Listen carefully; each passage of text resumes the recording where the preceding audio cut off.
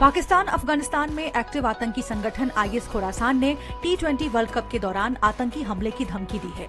Trinidad और Tobago के प्रधानमंत्री कीथ राउली ने बताया कि आतंकी संगठन ने कई देशों को वीडियो मैसेज भेजे हैं, इनमें वेस्टइंडीज भी शामिल है। T20 वर्ल्ड कप वेस्टइंडीज और अमेरिका में 2 जून से 29 जून तक खेला जाएगा। दिल्ली के उपराज्यपाल वीके सक्सेना ने दिल्ली सीएम अरविंद केजरीवाल के खिलाफ एनआईए जांच की सिफारिश की है। उन्होंने कहा कि केजरीवाल ने बैन किए गए आतंकी संगठन सिख फॉर जस्टिस से पॉलिटिकल फंडिंग ली है। एलजी के पास वर्ल्ड हिंदू फेडरेशन के राष्ट्रीय महासचिव आशु मोंगिया की शिकायत आई थी, जिसमें कहा गया था कि आपने 2014 से 2022 के बीच खालिस्तानी आतंकी समूहों से 133 करोड़ रुपए लिए थे ताकि देवेंद्र पाल भुल्लर की रिहाई कराई जा सके। झारखंड के रांची में मंत्री आलमगीर आलम के निजी सचिव संजीव पाल के नौकर के घर पर ईडी ने छापेमारी की। इस दौरान भारी मात्रा में कैश बरामद हुआ। अब तक 25 करोड़ से ज्यादा कैश की गिनती हो चुकी है। ईडी की ये छापेमारी वीरेंद्र के राम से जुड़े मनी लॉन्ड्रिंग मामले में की गई। वीरेंद्र राम झारखंड ग्रामीण विकास विभाग के पूर्व चीफ इंजीनियर हैं। एजेंसी ने उन्हें पिछले साल फरवरी में गिरफ्तार किया था, तब से वे जेल में हैं। राहुल गांधी ने मध्य प्रदेश के अलीराजपुर और खरगोन में जनसभा की।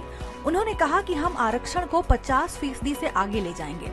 कोर्ट ने 50% का लिमिट लगा रखा है, उसे हटा देंगे।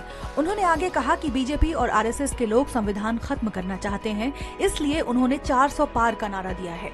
लेकिन 400 सीट तो छोड़िए, इन्हें 150 सीटें भी नहीं मिलेंगी। भारत संचार निगम लिमिटेड इसी साल अगस्त से देश भर में 4G सर्विस शुरू करेगी। BSNL की ये सर्विस पूरी तरह से स्वदेशी टेक्नोलॉजी पर बेस्ड होगी। इस टेक्नोलॉजी को IT company Tata consultancy services और टेलीकॉम रिसर्च ऑर्गेनाइजेशन C.DOT की पार्टनरशिप वाले कंसोर्टियम ने मिलकर डेवलप किया है। BSNL ने पंजाब में 4G सर्विस शुरू कर दी है और करीब 8 लाख कस्टमर्स को जोड़ लिया है। लोकसभा चुनाव के थर्ड फेज में 12 राज्यों की 95 सीटों पर वोटिंग है।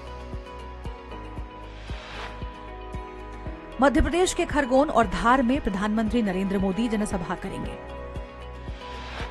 यूपी के झांसी में बिजनेस में घाटा होने पर सिपाही का बेटा पंकज मल्होत्रा नकली नोट छाप रहा था। वो इन नोटों को एजेंट्स के माध्यम से एमपी और यूपी की मार्केट में खपाता था। नकली नोट छापने का आइडिया उसे शाहिद कपूर की फर्जी वेब सीरीज देखकर आया था। पंकज ने नोट छापने के लिए यूट्यूब पर कई वीडियोस देखे और इसकी ट्रेनिंग भी ली। पुलिस ने पंकज और उसके 3 साथियों को गिरफ्तार कर लिया है। सेंसेक्स 17 पॉइंट्स बढ़कर 73,895 पर बंद हुआ। वहीं निफ्टी 33 पॉइंट्स घटकर 22,442 पर बंद हुआ।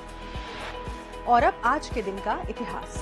7 मई 1861 यानी आज ही के दिन रविंद्रनाथ टैगोर का जन्म हुआ था। 1913 में साहित्य के क्षेत्र में उन्हें नोबेल पुरस्कार मिला था। ये अवार्ड पाने वाले वे पहले भारतीय थे। टैगोर को उनकी रचना गीतांजलि के लिए नोबेल मिला था। उन्होंने महज 8 साल की उम्र में अपनी पहली कविता लिखी थी। टैगोर संभवतः दुनिया के इकलौते ऐसे शख्स हैं जिनकी रचनाएं 2 देशों का राष्ट्रगान बनी। भारत का राष्ट्रगान जन गण मन और बांग्लादेश का राष्ट्रगान आमार सोनार बांग्ला। और अब थॉट ऑफ द डे। हमेशा चुनौतियों को स्वीकार करना चाहिए, इससे सफलता मिलेगी या शिक्षा।